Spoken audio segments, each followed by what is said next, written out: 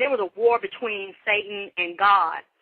And one thing he had said to this man, he's like, he didn't want to die, he didn't want to lose his body. And he was saying, well, you know what, it ain't nothing but a skin suit anyway. It doesn't mean anything. And that, remember, Heaven's Gate, about, was it 10 years ago, when them people said that the body was a skin suit, it didn't mean anything, and we could just get up out of this, and we going out of space, we're going to go to another planet, and they killed themselves.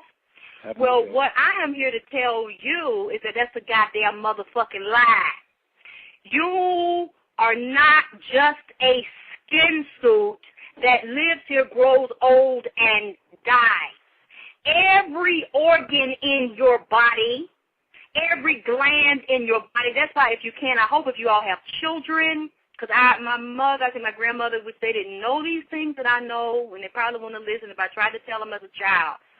I had my tonsils removed when I was a little girl, and sometimes your tonsils will grow back. So I don't know if mine grew back. But you don't let them take your children's tonsils out. Don't let them take any organs or parts of glands out. Because a lot of times the tonsils can be saved, and there are a lot of herbal treatments that can get rid of an infection. You just got to research this and be around people that know about these things. They don't have to be removed. It's like doctors like to cut. And they like to keep tissue and keep our glands and experiment with them. I was looking at a site last night where they have a whole collection of different blood types and gene pools. And you know where they've gotten them because they make it legal. When you go into a hospital and you give blood or they cut something out of you, your blood and your tissue and your organ doesn't belong to you anymore. It belongs to them.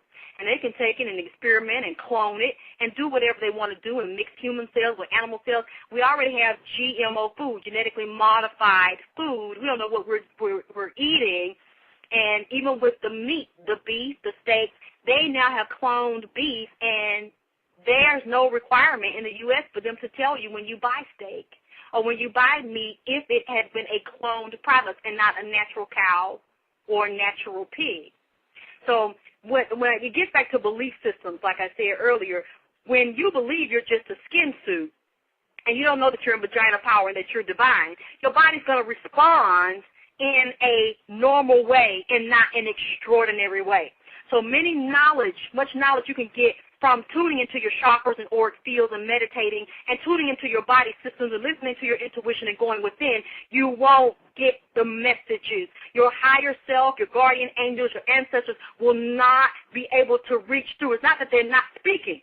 Many times they're speaking and they're trying to give you a vision, whether you're waking or whether you're sleeping.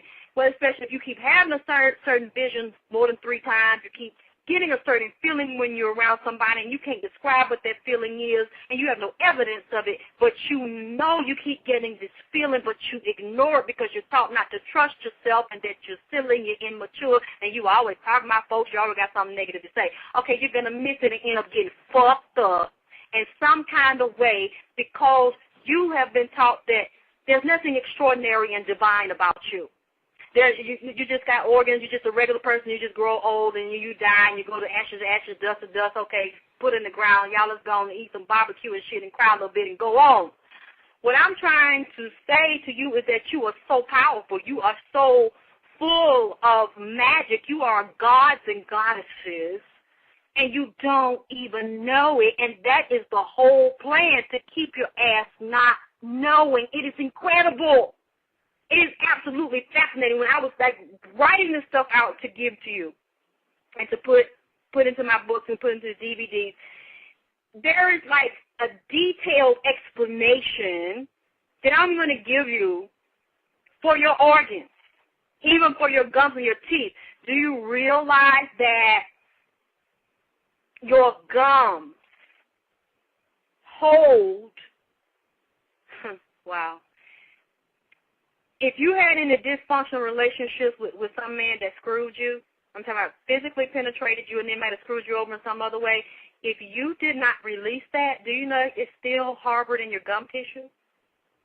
It's still locked in your breast. It's still locked in your vagina. Yeah.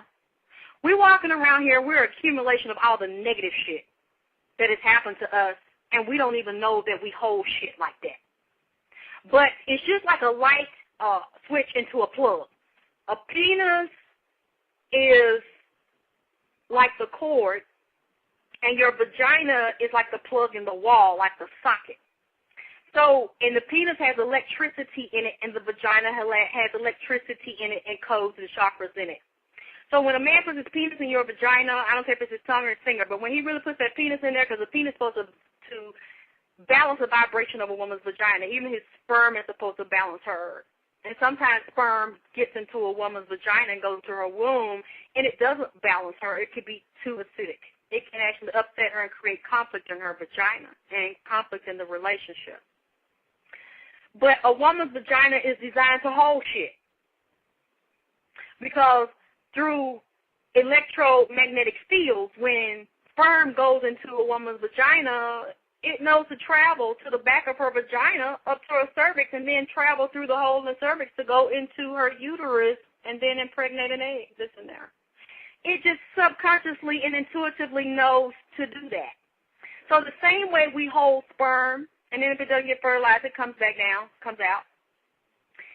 The same way we hold, and we just intuitively know to do it, even though we haven't been taught the whole reproductive process like we should as little girls, because they're scared to tell us, because they're scared they're going to make us want to have sex, because that's why they don't tell us, or whatever stupid reasons they come up with. Well, we also hold other things. We hold hate. We hold insecurity. We hold lies. We hold trauma. We hold pain. Everything that's ever happened to you is held in your womb, and it starts to register in other body parts. And the same way we hold destructive things. By knowing who you are and standing in vagina power and raising your vibration and realizing, because one of the main ways to raise your vibration is to become aware. And that's what you have to say to yourself, I am magnificent. That's what I'm telling you. You are magnificent. You are divine, and you're a computer. Do you realize they model computers off of the human body system and how it functions in the central nervous system? Your body functions the same way. So now I'm telling you, you are incredible, you are God, you are a goddess, you are magnificent, you are divine, you are more than flesh. Your mind, body, spirit, your emotions.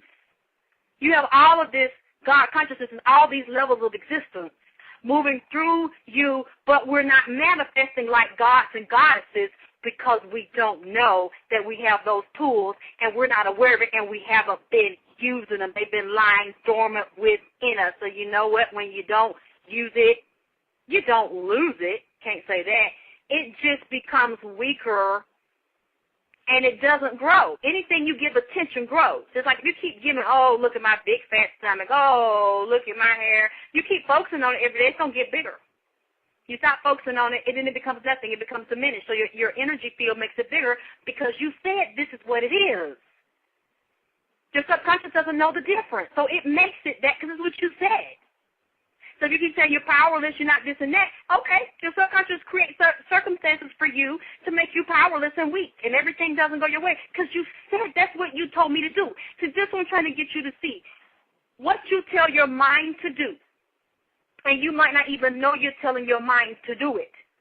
But when you keep saying something negative to yourself, and you keep saying it out of your mouth to other people and discussing something negative about yourself, and then they keep saying it to you, you are telling your subconscious to project it and make it bigger, to create more circumstances for this to be reinforced in my life.